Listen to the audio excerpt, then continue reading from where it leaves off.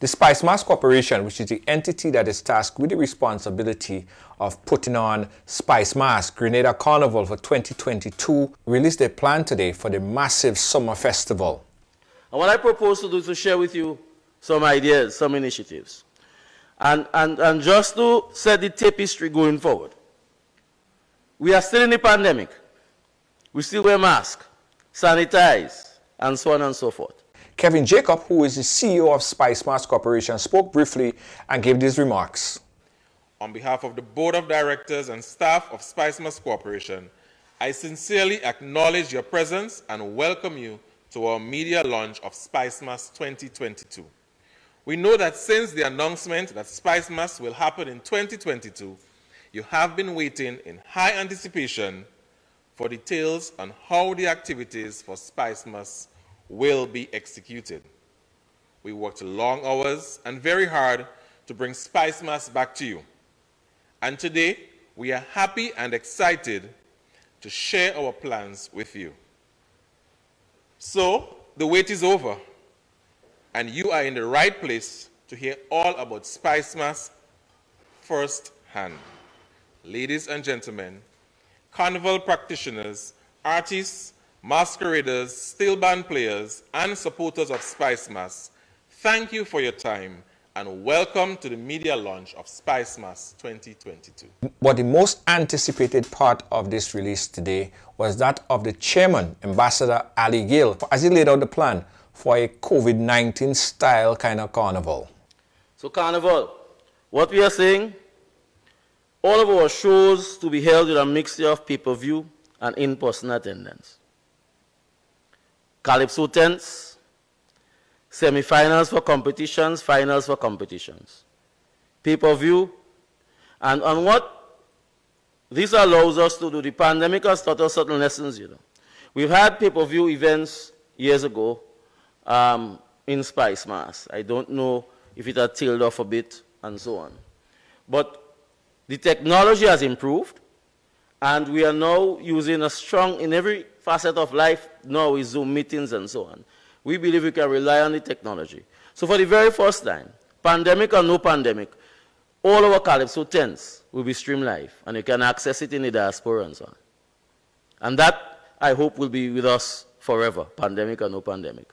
So when I get down to what I refer to as structural changes, that is one we can highlight early, in that for the very first time, Calypso tents, we will be embarking on that platform, basically.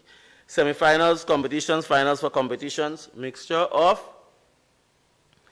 in-person and pay-per-view. We establish, as I said, we're planning for carnival in the pandemic. Sanitizing stations, mask policy. Once there is a national mask policy, we'll have a mask policy.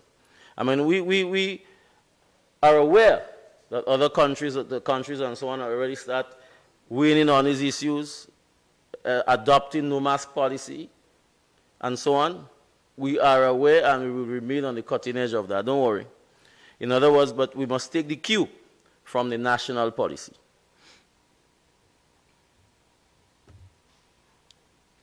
And our policy with regards to establishing bubbles for the carnival is that everyone enjoying the venue must be vaccinated.